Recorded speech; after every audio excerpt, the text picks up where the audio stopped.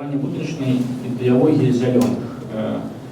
Тут я не буду распавядаць про непосредственно корпус идеяў, вы могли уявить себе, что там есть з доклада Ярослава. Короче, покладить весь энвайронментализм, зеленость, экологизм, устойлівае развіццё, ну і ўсё тое, што вы павінны, ну так трошки там ведаць яшчэ там са школьных там гадоў навучання ў універсітэце, того, что вы читали про Millennium Development Goals. Я думаю, что вы не ведаете, что уже няма Millennium Development Goals, а зараз есть повестка пасля 2015 года, якая там адаптаваная была у верасні минулого года 2015, якая на перспективу до 30 года, и там такие обновленные, больше поширенные, там больше допрацаванные, схоластычна-блюдачныя ідэі устойлівага развіцця. Ну, усё гэта ёсць эта ідэалогія зялёных. Бясколерныя зялёныя ідэі спяць раз'юшана.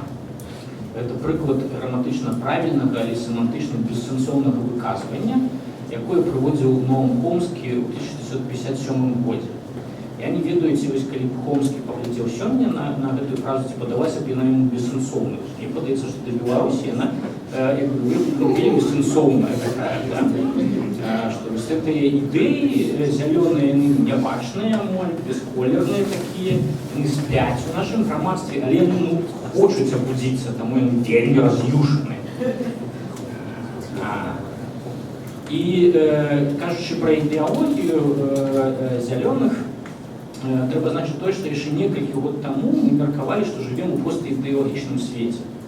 Ну і калі ўвогуле прыгадаць эту гісторыю, то ідэалогія пачала паміраць у 60-х годах, яшчэ нават раней за аўтара, і памірала не адзін раз. І Дэніел Белл хаваў, і Славой Жыжык хаваў, кажучы пра тое, што ідэалогіі няма, ўсё ператвараецца ў ідэалогію цынізма. Але раптам, як і аўтар, ідэалогія апынулася жывой. Апошнім часам мы натуральна перажываем такое вяртанне ідэалогіі ў сацыяльную практыку. Уже у гэтай аўдыторыі гучалі тое, што я пазначыў, новыя правыя рухі ў Еўропе, якія выходзяць на палітычную сцэну з цалкам ідэалагічнымі праграмамі, вось гэты рускі свет, які напаўзае да нас з усходу. Ну і нават калі вы паглядзіце на актуальныя выбары ў Злучаных Штатах, там раптоўна з'яўляецца ідэалагічнае супрацьстаянне, якога мы назіралі ўжо гадоў, можа, 20. Таму халтуры па ідэалогіі апынуліся заўчаснымі. I live again, кажа ідэалогія. Я жыву наново. Ідэалогія не памерла, але яна перайшла трошки інший стан, і яна страціла свой натуралізм. Рефлексіўны сацыяльны суб'ект, ён больш не верыць, што ідэалагічныя канструкцыі, нават сацыяльная веда праўдзіва адлюстроўвае свет, як ён ёсць. Ідэалогія, яна больш не падманвае. У тым сэнсе, як Маркс разважаў пра ідэалогію як ложную свядомасць, якая авалодвае чалавекам, і пачынае верыць у гэта, дык ніхто больш не верыць. Все разумныя ведаюць, што ідэалогіі гэта штучна сканструяваныя рэчы, якія творацца чалавекам, яны пасуюць да пэўных сацыяльных групаў, канструкцый света. Усе мы рефлексіўна разумныя у гэтым сэнсе, ідэалогія нас не падмануць.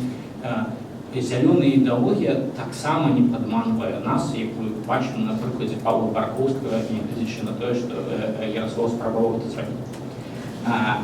Але ёсць такая штука, як такі выбор, свабода выбору. І тут антрапацэнтрызм гуляе супраць Акудовіча. Акудовіч кажа: я не магу уявіць сабе такой цацай, вакол якой абарочваецца ўвесь свет. Але ўвесь свет якраз верыць у тое, што чалавек з такой цацай абарочваецца ўвесь свет, і гэта ён вырашае, што ён ведае, якім так бы сложным ідэалагічным ложнай ідэалагічнай свядомасцю яму трэба авалодаць. Таму ідэалогія сёння прысабечваецца індывідам праз валявы акт яе выбару з набору складаных варыянтаў. Можаце прысабечыць сабе нейкую ідэалогію, стаць на базіс грунт нейкіх ідэяў. І гэта таксама і этычны выбар чалавека, прысабечванне гэтай ідэалогіі. Бо цягне за сабой неабходнасць дзейнічаць у адпаведнасці з абраным корпусам каштоўнасцяў і ідэй. Вот прыклад гэта нацыя, якую тут сёння таксама амаль пахавалі, але для кансерватызму, для мяне, для нацыяналіста нацыя жывая, да? Таму калі там хтосьці канстатуе стварэнне нацыі, перастварэнне, тое, што яна ў крызісе, альбо яна памірае, то для мяне гэта такія пэўныя турботы, мне трэба клапаціцца і нешта рабіць з гэтай нацыі. А для ліберала, напрыклад, для Братачкіна, нацыя памірае, і халера з ёй, ці вось для Бекіша, памірае нацыя, што ён да гэтага. Але, в прынцыпе, галоўнае гэта вось пэўная этыка, якая тут ёсць, і дэклараванне пэўнай ідэалагічнай пазіцыі, яно вызначае пэўныя этычныя адносіны. Як хорошо быть Сашем ці Серожем, пел НРМ, да? Правда, что хорошо быть кем захочешь. И вот выбор идеологии, и он в принципе не обовязковый. Не хочется, но не выбирайте. Зараз это такая свободная вещь. Але, в принципе, выбор таки корыстный для рефлексивного субъекта. А чему он корыстный? Потому что мысление, оно потребует засвоения и наявности досвіду некого целого, великого наративу, стилю, проекту. Альбо, коли мы не обираем некий такий наратив, який знов-таки неправдивый, да? Неправдивый, ведаем, разумно, что нам тлумачили, что это неправда.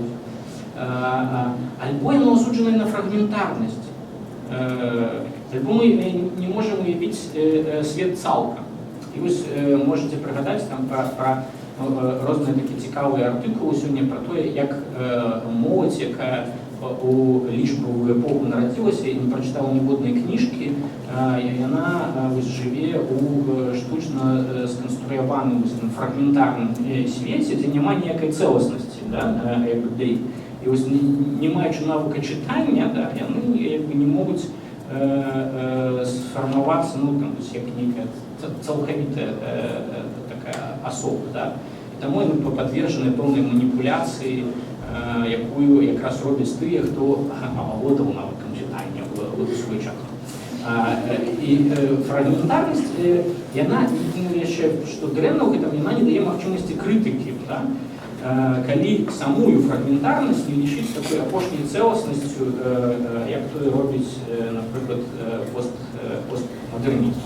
Зрозуміло, чому не дає фрагментарність критики, тому що, мовчимо гэта, і то є правда, і гэта правда, і нема чого штовхнутися, нема кончаткової віри і істини, да, якою ви навіть покладаєте, як певну умовність, знову-таки, ведаємо, що пам'ятаємо, що нема нічого правдивого в этом свете, але на щось нам треба вибирати. Я пригадую в этом сенсі байку Маскевича про те, як на некій конференції до його підходить чоловік, там конференція по неких теологічних питаннях, і каже, а ви хто? Я протестант. А ви хто, питається Маскевич? Я православний. Тому ми з вами ось по гэтых і гэтых питаннях ніколи не домовимося, але можемо разом з вами бути ось по гэтых питаннях супроть католиков. Подстави на ґрунт цілісної ідеї дає можливість домовлятися з чоловіком, який стоїть цілком відрізний від ваших позицій. Ну и тут далее про Маскевича. Допустим, так само писал Калисти Маскевич, что больше разумные решения, в этом смысле больше разумные идеи, в большей ступени вызначают будущее. Это одна из тезов постулатов допущения Думать Беларусь, текст года 99-х. І ось ідеологія в гэтым сенсе нам мусіць упарадкаваць светаўспрыманне і сканструяваць свет будучага. Такая є місія. Ідеології конкурують натурально за уявлення будучині, а значить за саму будучиню. Хто лепш уявляє, то яка будучиня і наступиться. І ідэалогіі у пэўным сэнсе ёсць такімі штучнымі мовамі, з якіх канструюецца карціны свету, дзеянні па іх рэалізацыі, прагматычнай матывацыі рабіць так і не інакш. Ну, менавіта каб вось тры часткі захоўваліся: карціны свету, дзеянні, сродкі і прагматычнай матывацыі. Усё гэта можна браць з ідэалогіі. З ідэалогіі нацыяналізму можна браць такога кшталту. Напрыклад, рэчы, зялёныя ідэалогіі таксама мы павінны браць такія рэчы, не павінны даваць яе. І вось гэтая зялёная ідэалогія, вялікі корпус энвайронменталісцкіх ідэяў, яна авалодала светам і будзе фармаваць яго будучыню ў перспектыве гадоў 30-50. Чаму? Ну, таму што вось вам показваў гэты графік Екіш, да? І в прынцыпе, ну, вот, вы можете, ну, вельмі скептычна адносіцца да гэтага, але ну, свет, в прынцыпе, не скептычна да гэтага адносіцца. Калі вы, напрыклад, займаеце пазіцыю Ангелы Меркель, так, то вы маеце магчымасць штосьці рабіць з гэтым. Так? Калі вы займаеце пазіцыю, ну, альбо ніякай пазіцыі не займаеце, як бы звычайна. Ну, для вас гэта абстрактная рэч, а людзі там сумесна напружваюцца пра гэтыя сцэнары і канструююць, у прынцыпе, міжнародныя дамовы, вось гэты пост 2015, кансэнсус, праграмы развіцця і так далей, пераўладкоўваюць сістэму міжнароднай дапамогі, якая выпускае мільярды, у прынцыпе, грошаў. Яны абмяркоўваюць магчымасці пераходу да новых крыніцаў энергіі, вось этой энергетычнай рэвалюцыі, яны усім гэтым заклапочаны фактычна.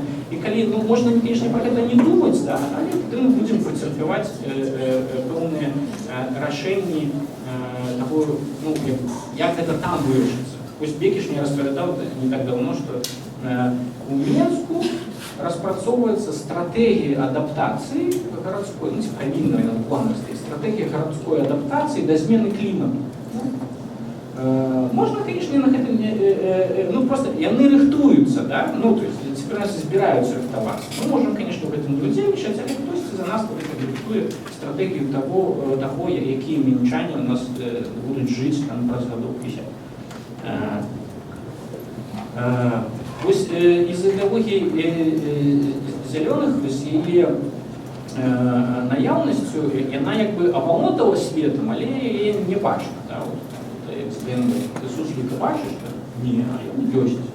Вось ідэалогія зялёных і тое, што ствараецца ёю, оно паўсюдна бачна. Калі пагасае экран, да, то ўнізе вы можете бачыць такую надпись на ангельскай мове, што вось у вас зараз ёсць магчымасць там нешта зрабіць там для экалогіі. Вось гэтыя кубачкі, да, якія сёння мы выкарыстоўваем, а гадоў 5 не выкарыстоўвалі назад, это былі пластикавыя. Таксама вот гэтыя нябачныя дзеянні энвайронменталісцкай ідэалогіі, і яна ахоплівае шмат што, пра што вы не задумваецеся, як бы стратэгія адаптацыі гарадоў, зялёнай эканомікі, якую тут рэалізуюць у Беларусі вар'яцкія, але тым не менш. І вось эта ідэалогія, она глобальная, яна, в прынцыпе, рознаўзроўневая, она ўсеахопная на сённяшні час.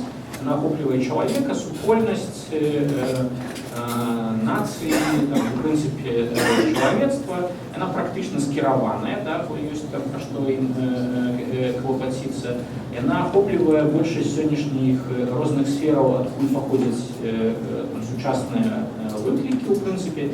Яна радыкальна адмаўляе існае ўладкаванне гэтага свету, ну, практычна па ўсіх параметрах. Сацыяльнае ўладкаванне, эканамічнае ўладкаванне і так далее. Усё гэта неправільна, тому што не дазваляе вырашаць гэтую базовую праблему таго, што праз 50 гадоў ці там праз 100 гадоў ну, і штосьці здарыцца такое дрэннае. І вось яна мае такую класную пужалку канца свету. Прычым яна класная тым, што вось уявіце сабе, што ўсё гэта праўда, да?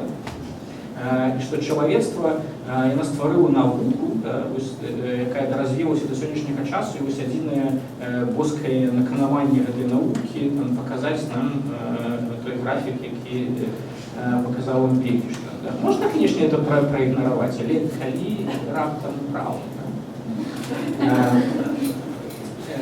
Ну и Олеж, вот эта зеленая идеология, она натурально не бездокорная, да, дае, ну, ёсць да чаго прычапіцца, і гэта вельмі клёва, таму што гэта дае магчымасць нейкага ўключэння туды і развіцця. Я вось агітую за тое, каб трошкі зелянець, да, усім, бо інакш, ну, калі раптам правда.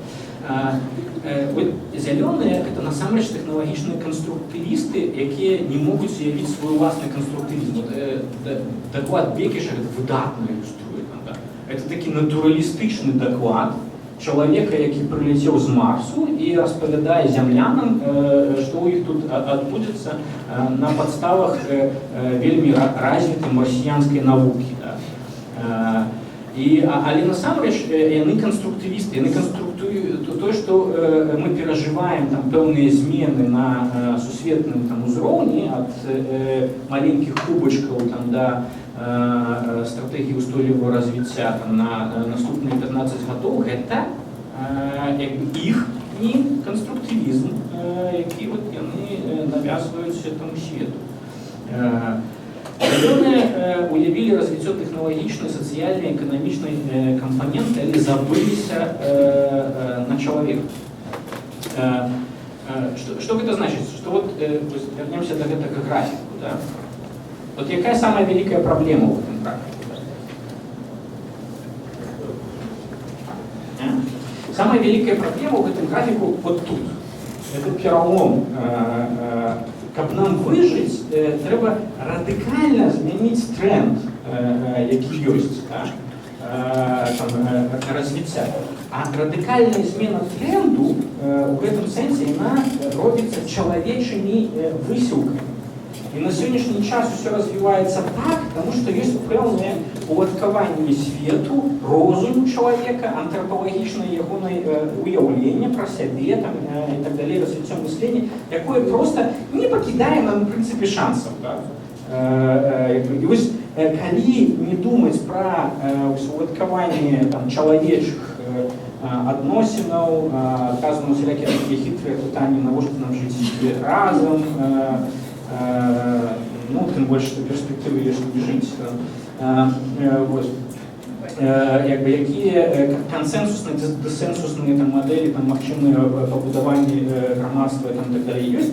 И причем тут, ведаеце, консенсус трэба дасягнуць. Вот, зараза, что самое складанное с усімі этими графиками. Да? И вот тут великая вельмі проблема, потому что я не могу адмовіцца от усіх этих проблемаў, про які распавядаў Павел Барковскі у тым сэнсе з перспектывамі десенсусу, мадэляў і ўсё гэтых гіпермасаўскай праблематыкі, якая калі не будзе вырашана, яна абракае ў пэўным сэнсе чалавецтва на невесёлыя перспектывы. А у эколагаў няма, увогуле ў галаве няма таго, як гэты чалавек павінен развівацца, что там есть, потому что их природа, техника еще, они могут сеять экономика, остальные. Моцная актуальность в этом сенсе лесковая будучиня, что эта перспектива развития, якая показывается, она не понимая пэўнага образу будучыні, якая павінная быць, каб мы былі. То есть нават самые цікавыя пытанні у дакладзе Ярослава былі пра гэтую этыку і гуманнасць, гуманітарнасць, уладкаванне гэтага света, калі раптам мы выжывем. Я думаю, што матывацыя выжыць можа быць толькі з таго, што мы гэты свет нейкім чынам уяўляем для сябе прыстойна. Ёсць такая схаластыка ўстойлівага развіцця. Это то, что мне бесится, кошмарно. Это, когда вы прочитаете эти документы от Millennium Development Goals, сегодняшней повестки устойчивого развития, то там вы побачыце такія стандартныя пункты, там змаганне з беднасцю, там скарачэнне разрыву паміж поўднем і поўначчу, там вось гэтыя кліматычныя розныя экалагічныя рэчы пра захаванне прыроды. І ў тым ліку дэмакратыя, правы чалавека, сацыяльнасць, удзел грамадзянскай супольнасці і так далей. І вот гэта ператасоўваецца ўжо дзесяткі год.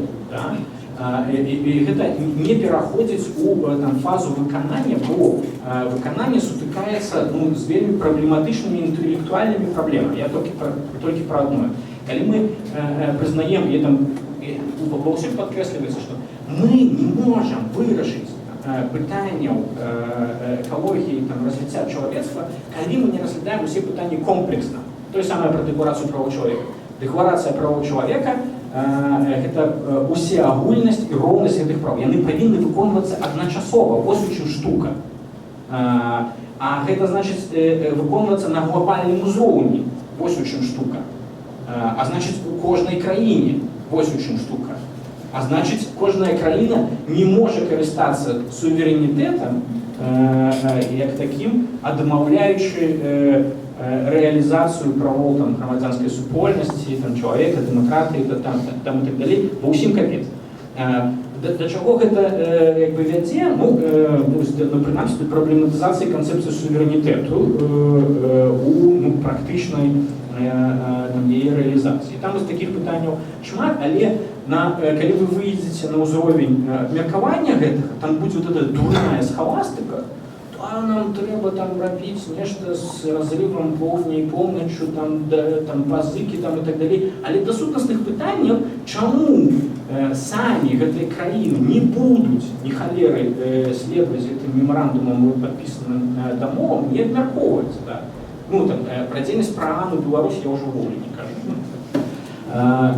Вось і практычная задача, у якой я бачу, што павінна развиваться идеология зеленых, это выявление до новой антропологичной перспективы.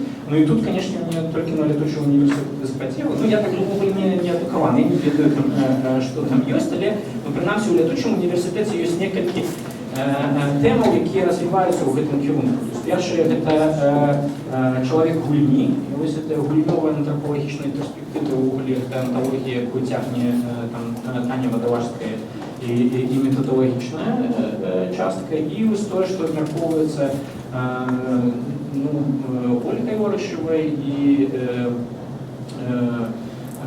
Тацянай Шчыцовай вось у гэтых дакладах пра розныя рэчы, але так ці інакш яны тычацца зноў-такі гэтага чалавечага антропалагічнага аспекту, дзе яны выварочваюць усё на такім сучасным філасофскім матэрыяле, часткова на нейкіх псіхалагічных рэчах і так далей.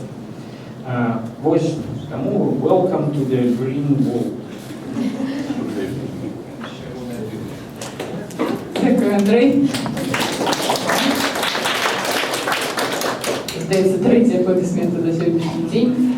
Я бачу, што все ўжо немножко стаміліся, але час у нас ёсць магчымасць паставіцца, абмеркаваць, выказацца наконт гэтага цудоўнага доклада, які зроблены немножко ў стылі Сашы Сярожы, але ж мне падаецца, што гэта не змяншае ніякой каштоўнасці яго зместу. Прымаю заяўкі. Ігор, свежыя кадры, падымайся.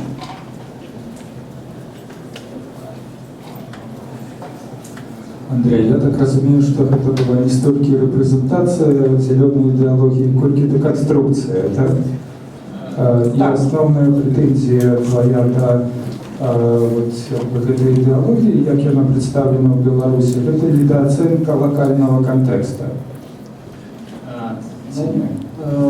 Основная моя претензия увогуле недооценка вось гэтай антропнай чалавечай сацыяльнай кампанёнты. В абстрактном сэнсе чалавечага кампанента, ці вот конкретного чалавечага матэрыяла, які мы маем як у гэтай краіне, у гэтай аўдыторыі, у гэтым горадзе.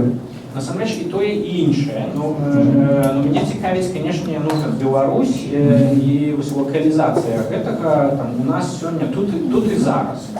Потому что, когда я слухал доклад Ярослава, для меня он так само был крышечку таким марсианским. И, ну, вот, как бы основная такая, ну, не претензия, но заувага, это вот сапраўды недооценка культурной разностайности и культурного контекста. Потому что на вот, как бы, зеленая идеология, она так, как бы, иначе находит себе в уже наявном раскладе этих культур, ментальности, идеев, скажем. И, например, когда основная идея вот, как бы, доклада – это выратовать все человечество вот, от глобального потепления, я разумею, что это так само певний стереотип сусідньої культури, тому що ну, в білоруській культурі ніколи виратувати все человечество, ну, політична партія, яка буде розказувати білорусам, що наша задача виратувати все человечество, вона не має ніяких шансів на перемогу. То есть нам достаточно прибирать за собой сміття.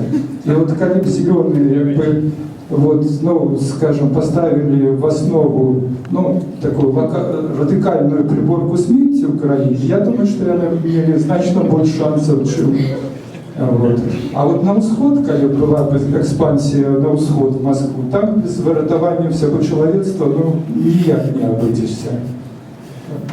Ну и, конечно, инвестирование в летучий университет. Добрая идея предложить русскому миру новую идеологию, выработать свет по другому поводу, прямо скажем. Ася, ты не снимаешь? Знаешь, что там предыдущего? Ладно, хорошо, я просто, спасибо, Андрей, сразу несколько комментариев. Да?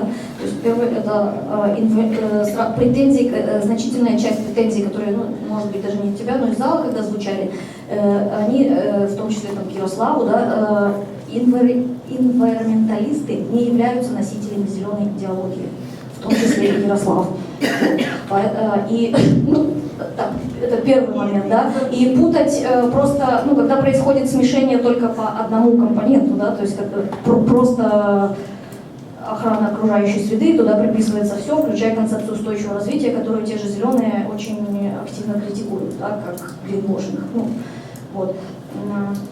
Потом насчет отсутствия человеческого, ну, вот этого измерения, тоже не совсем соглашусь. На самом деле это была, наверное, тенденция, во всяком случае, для там, Европы, это была тенденция пары десятилетий назад, может быть, 1,5 десятилетия назад. Я просто как из собственного опыта, да, я одновременно являюсь активистом зеленого движения, которое организует там неформальные ивенты для молодежи. И вот темами мероприятий за последний год были там, например, fair trade, возможно ли там, чтобы каждая цена была заплачена справедливо, да, то есть возможно ли экономика без денег, да, то есть ну, такие всякие достаточно фантастические вещи, ну, это же не может. Но я имею в виду, что на самом деле сама по себе защита природы как тема у зеленых, она на самом деле не является сейчас трендом. Трендом как раз являются разного рода вот как раз антропологические вопросы, социальные, вот, и просто это еще процесс, который недооформлен, там, возможно, нет готовых картинок, но это точно процесс, который идет. Добре, коли ідея, я рад. Ну, я просто не бачу з того, що там робиться, у тим сенсі навіть там, я розумію, що просто будуть партийная зеленая идеология, она мусить апеллировать до этих пытаний. Але, в принципе, у чым слабость идеологии, это философский прокол у гэтым сенсе. То, что про то, что там Игорь так само пытался, ці мае на увазе там высокі філасофскі ўзровень, ці ўзровень локалізацыі, то і іншае. На гэтым узроўні там няма. Я просто там гляджу, ну там нейкі яны выдумалі парадокс про овечак такі. Ну там нейкі там экалагічны дзядзька, там мысляк там экалагічны, памёр как в 2003 годзе. Ён там парадокс такі правёў, што калі пастухі выпасываюць там овечак, то у іх поле знаходзіцца ў агульным карыстанні, там в пэўным сэнсе агульная блага. І кожен з них може більше речок туди випасати, якби в этом сенсі максимізуючи власную там, прибыток. Там, да? Ну и проблема возникает в том, что для кожного эффективно больше речок, але тоді тратится огульное благо у сенсі лунку, да? Ну и все як бы загине. Ну вот там проблема там огульного блага. Як яны теоретично это вырашаюць? Ну да. Як ви думаєте? Узмацніть державне регулювання.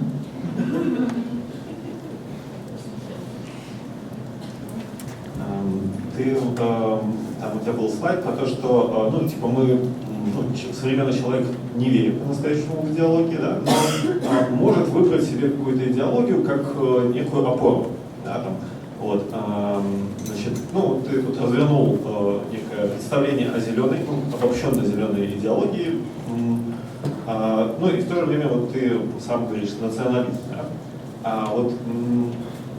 Як рекомендовали этого не робить, але я все равно да. И ты еще даешь как бы, ну, такую типа рекомендацию всем становиться немножко зеленее, да? И вот для меня, ну, возникает такой вопрос: окей, есть две, ну, такие большие идеологии, допустим, вот зеленая и национальная, да? Вот как они могут сочетаться, ну, и как ты в себе вот это конструируешь, ну, и что ты с этим делаешь? Нет ли у тебя когнитивного диссонанса, зеленый националист? Нема. Здорово. Ну, не у сенсі не суперечить, просто каб нават, ну, вось, штосьці там, то есть, калі у вас ёсць пэўны грунт, як бы ідэалагічны, вы можете весці гаворку з іншым, да? Маючи ідеологічний ґрунт там, націоналістичний, ну і там, культурно-політичний, як послідовник там, Мацкевича, да, у мене є про що порозмовляти з зеленою ідеологією, і є там певний шлях свого особистого озеленення. Тому мені у гэтым сенсі простей. Я розмовляю з ними. З ёй размаўляю, з Бекішам размаўляю, як з непасрэднымі носьбітамі вось гэтага зялёнага свету. Да.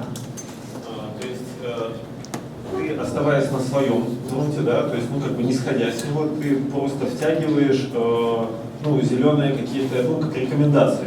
Я правильно понимаю? Ну, так, я беру некаторыя рэчы і імплементую ў сваю сістэму як бы каштоўнасці, што дазваляе і мне развівацца ў пэўным сэнсе, як бы, ну і нейкім чынам уплываць там праз адносіны з іх на развіццё самой гэтай ідэалогіі зялёнай. Яны зараз вось у такім, ну, яны фармуюць свет зараз. Калі гэта ігнараваць, як бы, то тады вот гэта нас адмяне. Нацыяналізмы павінны весці дыялог з энвайронменталізмамі. Все, хватит ругаться. Лінгвіст Василій Євгенович задає чисте лінгвістичне питання. Андрій, скажіть, будь ласка, ви переклали слово ідеологія, методно керована, чи це так і трималося? Я помилку зробив. Колено утворено слово «икиот», то тоді має право населення. Каюсь, я безграмотно человек. Я б скажу, що це трансформація ідеології. Ну ось не треба. Нічого змістовного в этом немає, так розумію, це просто помилка при підготовці презентації, таке буває. Ну, навіть воно час від часу і такі наступства має. Трансформування і формування нового світу. Так, я ще у Павла, я вже бачила руку. Дякую, мені далі якраз праця про цю тему. Трохи хуліганський коментар, але насамперед з великою подякою Андрею за підштовхування думки. Бо справді у його Андрея ідеологія померла, але народилася, змінивши сутність. Коли вона була ідеологія, слово ідея, образ виява, то тепер вона справді стала ідеологією в сенсі ідеоса, від якого ідеот походить. Тобто, нечто особне, особливе і відрізне. І ў гэтым сэнсе я калі сам разважаю паўз гэты феномен сучасных ідэалогіяў, якія там называюць часам постідэалогіямі, там, новымі міфалогіямі, у меня сапраўды такая вось, ну, як бы, такі дысананс паміж тым, як раней успрымаліся гэтай ідэалогіі і зараз. То есть для мяне сапраўды гэта такая вельмі істотная думка, прасоўваючая мяне, што сёння выбар на карысць гэтых ідэалогіяў, наогул іх культывавання, гэта сапраўды хутчэй сведчыць пра неабходнасць для людзей адшукаць тыя ну, там, міфы, ідэі, які іх зробяць асаблівымі, адрознымі, дасць ім магчымасць культываваць нейкую такую сваю ідэнтычнасць просто як прадмет. Мне больш падабаюцца міфы Грэцыі, а цяпер там міфы Егіпту, да?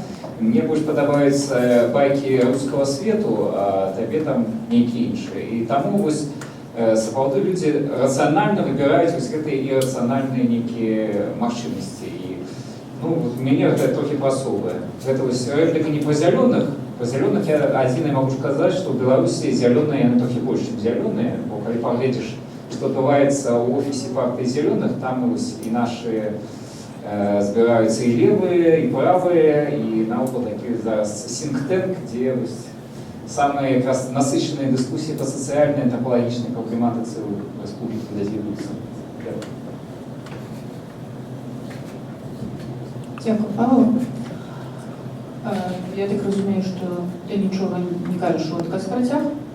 Ну, толькі там можна абмен пэўнымі думкамі, што у сэнсе, што тут такая рэч з цэласнасцю і прысабечваннем сабе нейкай цэласнасці у выглядзе ідэалогіі, міфа, які павінен паводзіць пэўнымі характарыстыкамі, якія дазваляюць жыць у адпаведнасці з гэтым міфам. Гэта не проста, што мне падабаецца гэтая ідэя, таму я яе абіраю. Гэта цягне вельмі сур'ёзныя наступствы, што ты жывеш далей у адпаведнасці з гэтым міфам. Ты той этыкі падтрымліваеш, як гэты міф канструюеш. Таму гэта такая больш сур'ёзная рэч, чым проста пошук ідэі. Зразумела. Яшчэ рэплікі, развагі, каментары да тэмы і ў секцыі чалавека натуральным штукам асяроддзі застаўся апошні шанец. Все стаміліся. Ось. Ага. Раз, два, три. Тады вось так мы будем. Пробачьте, я придумал просто глупую мету для белорусских зеленых, как локализовать уже идеологию, потому что ясно, что локальная потребная, а ей мусить быть что-то глобальное, подарунок для всего человечества. Я думаю, что мы можем ставить задачу вернуть на планету динозавра. И это, так, природа смеяться не умеет, а люди мусить с ней так иронично ставятся до самих себе и до идеологии. Дети любят динозавров.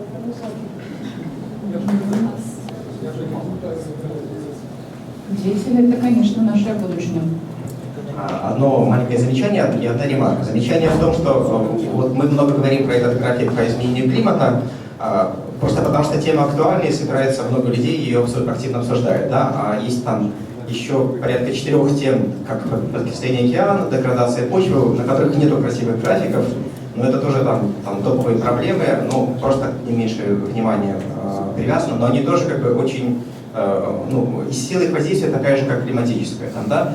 И вот у меня такая ремарка, когда я смотрю вот на, скажем, вот на современное, на то, как идеология формирует сейчас человека, я понимаю и на те проблемы, которые есть. Я прихожу к выводу, что либо у нас появится какое-то, скажем, более усиленное общественное сознание, я имею в виду, что, скажем, чтобы решить проблему изменения климата, нам нужно научиться договариваться всей планетой, то есть сделать уже как настройку над нашими индивидуальными сознаниями.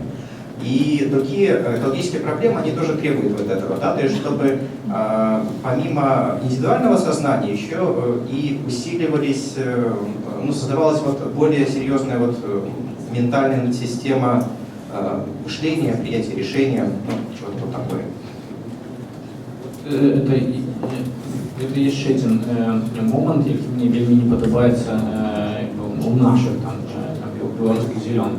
В Гегеле есть такие тексты, называется «Кто мыслит абстрактно». І там якби Гегель каже, що ось кухарки, вони мислять абстрактно, тому що якби вони розважають про проблеми уладкавання там держави, не маючи ніякої можливості уладкавати там гэтую державу. Тому альбо ви такі виказування про глобальні сусветні речі ви локалізуєте до конкретної ситуації тут, зараз, в Білорусі, ми, ви, і ми тут ведемо оговорку і домовляємося, альбо це абсолютно абстрактне виказування, яке ви можете протягувати ну, певним там філософсько-методологічним ключі, коли ви готові це робити. Да? А так, це просто ну, абстрактне виказування, пробачте. Я была прям. Я б вернувся до теми докладу про штучні і які там ще світ натуральні. Ось, коли уявіть собі, що я вельми спалохався того графіку, який ви ти малював у більш абстрактной форме то, что Ярослав нам демонстрировал, как консенсусный график сегодняшних науковцев относно нашей веселой будущего. Ну, сполохавшись, я повстаю перед питанием, что, власне кажучи, робить. Бо пока ничего не робить, то так педагогично, чим это все скончится, питание только коли праз там 50 год и про 100. Да? А вот сходить-то что? Адаптация, эти там вертания до нормальной ситуации. Кому это выклик? Кому накированы это заклик? Да? Кому этот график адресованы як руководство к действию? Это питание? Ну, я думаю, что ён адресован мировой закулисье.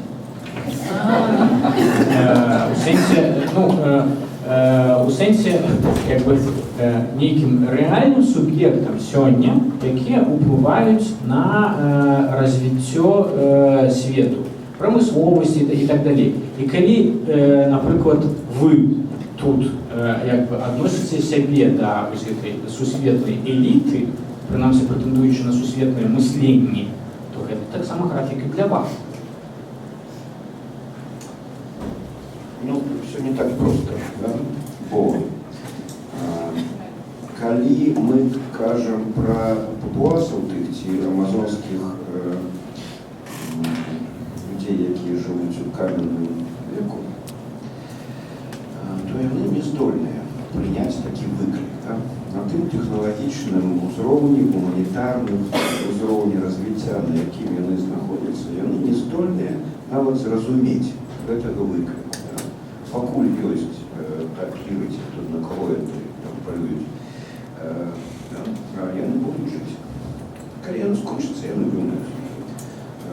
Ярослав абвострыў гэтую тэзу цынічную, да, до того, што калі беларусы будуць сябе паводзіць так, як яны сёння паводзяць, то да нас будуць турысты ездзіць, назіраць нас таксама, як трохі больш развітых папуасаў. І мы таксама вымрем, калі што. Бо зразумела, што задача падрыхтоўкі адаптацыйнага плану выратавання Мінску ад глобальнага пацяплення, тыя, хто сёння можа атрымаць гэтую задачу, выканаць не здольны. Гэта зразумела. І гэта, напэўна, не ведаю, 7 из 8 миллиардов человечества, потрапляя в эту категорию. Остатні мільярди. Тих, хто по-ранейшому гандлює тим, що ще продається і має вартість певну, він не спинить свою владу. Покуль магчима це робити, їм так само це виклик. Ну, так, вони можуть, коли не зрозуміють, як вони можуть гандлювати, ну, це храм, вони будуть працювати гандлювати. Адаптація і керунок на вживання не зрозуміло. Тому мало того, що хтось береться за вирішення проблеми антропологічної перспективи, ну, того, що таке ось ця задача в антропологічній перспективі? Виховання нового чоловіка. Випрацовка, як там, користуючись цим терміном Аурелія Печері, випрацовка нових чоловічих якостей. Ті, як каже Бобрович, виховання білорусів там і так далі. Так питання, хто має право працювати нові чоловічі якості? Хто має право виховувати білорусів? Чи увесь світ? Хто має право вирішати, хто повинен вижити при адаптації, бо навіть коли брати не самый пессимистичный сценарий этого графику, а оптимальный.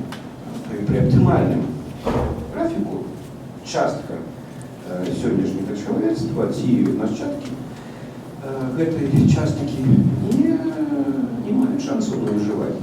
Кто будет выращать? Кому покинуть сертификат на будущее, а кому заворачиваться в простыню и ползти на могилке.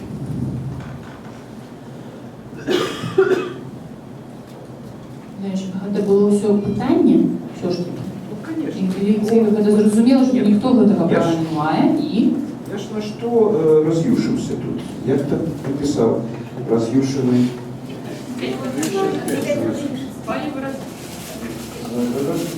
На то, что мы, скажем, там Ангела Меркель, кто там в Париже собирался там выражать это питание и так далее, да. Настя Бегиш, да.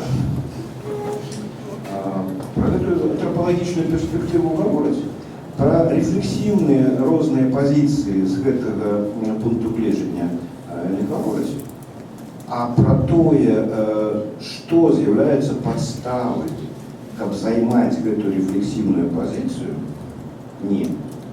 В этом сенсе зеленая идеология, ці носьбити зеленої ідеології у тим вигляді, як ти це намалював, нагадують мені старожитно-габрейських пророків, які приходять до ізраїльтян і кажуть, ви усі совершили, зараз ви всі загинете. Бог, это, то, что вы робите, это все неправильно. Все, что мы робим сегодня со светом, люди, это все неправильно. А кто ты такие, чему мы повинны лечить тебе пророка? Ну, это, да, носит зеленая идеология. Науковцы, які намалювали гэты график, тоже мне пророки. между прочим, мне, например, очень интересно, чем занимаются. А что делают сейчас те ученые, которые нарисовали этот график? Потому что если уж они-то знают, что это правда, то страшно интересно было наблюдать, чем они сейчас заняты. Да, Иван, я даю тебе. Ну, я вижу. Я тоже чим займаюся. Я не відомо, чим займаюся. Нас проводили такого человека из этой группы, можно было ходить на публичную лекцию. Да. Я, ну, такой дня, смотри. Я, кстати, когда увидел там график, там, типа, там смерть, а там жизнь, я тоже возникли такие ассоциации с религией и вот, ну, ожидание страшного суда. Ну, и по сути становится как бы, ну, даже понятно, как эта идеология, ну, очень так хорошо может лечь, ну, на массы людей. И, ну, второе, что я вот...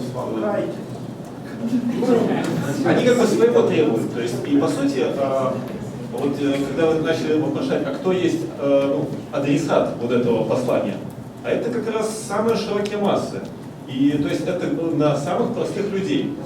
вот тоже мне нашелся французский. И подождите, я закончу, да? Вот этот вот климатический саммит, который был, вот, я подписан на такую рассылочку о вас. Да, там миллионы подписчиков. И там присылает накануне этого саммита как бы приглашение, говорят, мы сейчас все должны активизироваться, там, что-то сделать, там, климатические марши там делать. И там миллионы, если уже не миллиарды подписчиков по всему миру, активизируются, возбуждаются вот этой информацией. Дальше, можно представить, что происходит. Как бы,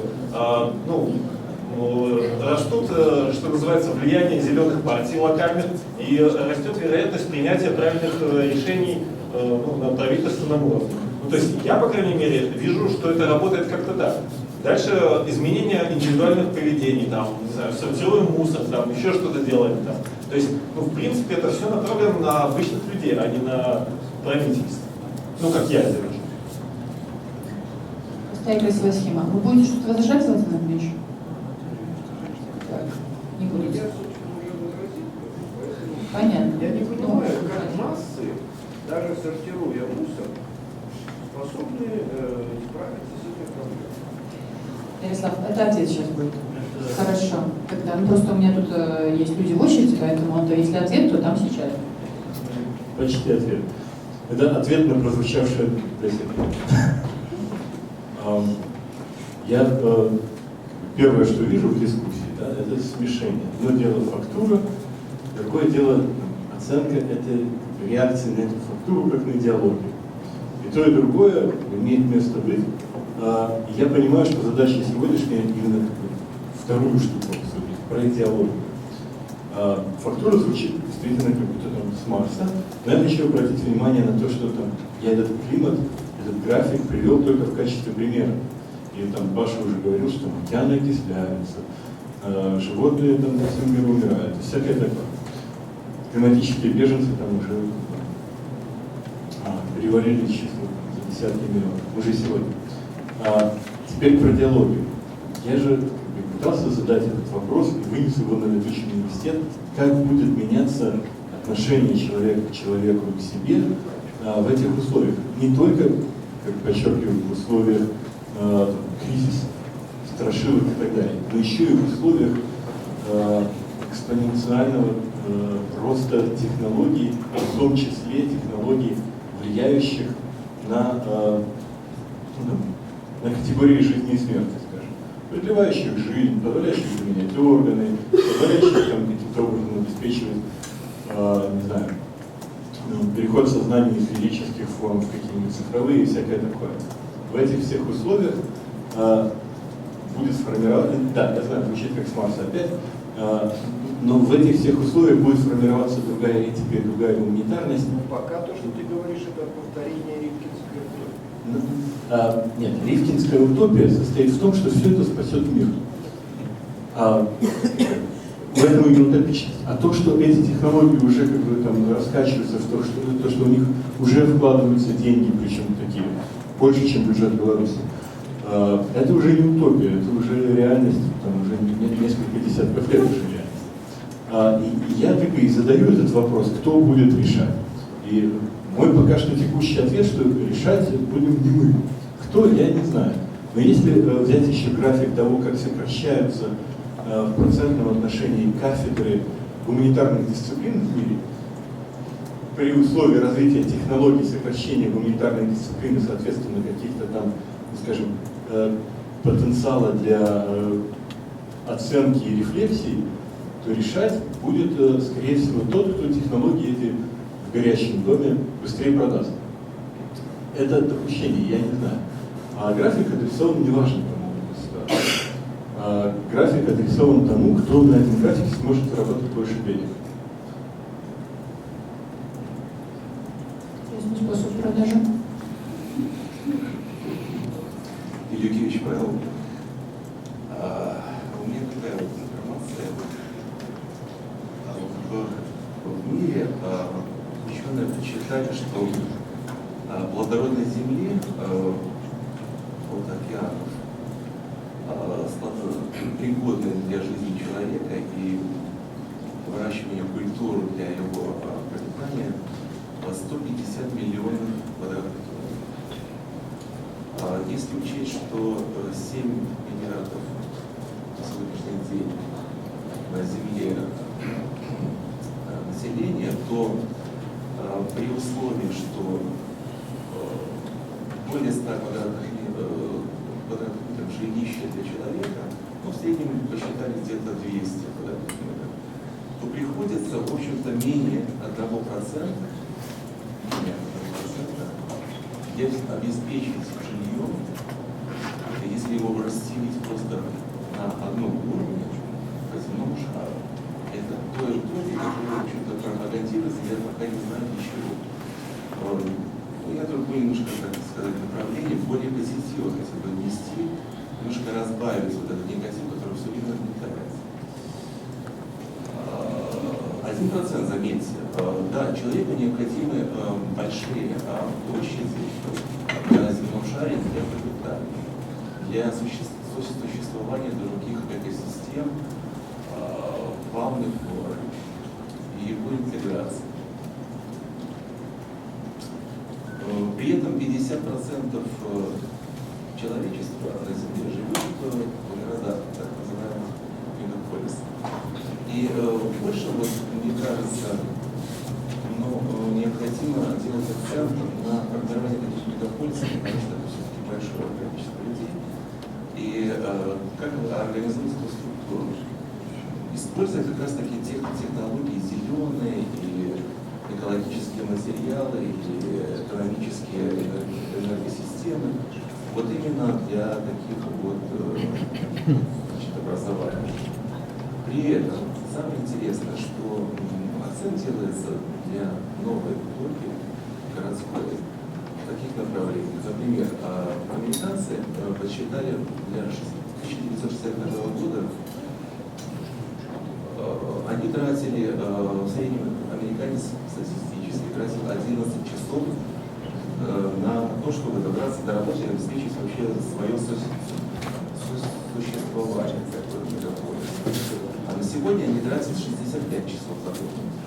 То есть такие вот, знаете, приземленные такие вот вещи, где вот проговаривают. Вот, например, на земном шаре посчитали, что передвижение по земному шару на транспорте обходится в среднем человечеству 165 миллионов только за то, что компенсирует аварии и смертельные случаи на земном шаре.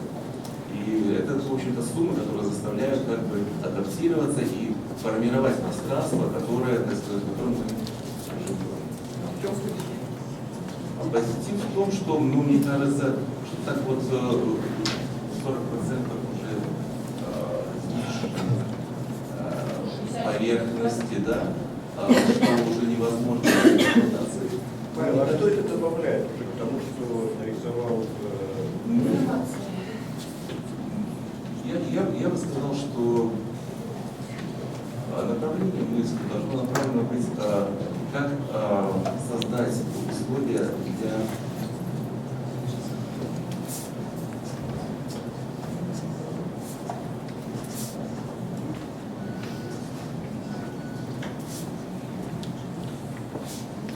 не человек, не город, может быть, не республика, более глобально, да,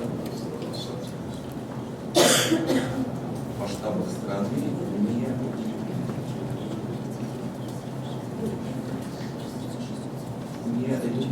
не страна для механизмов и машин, а страна для человека.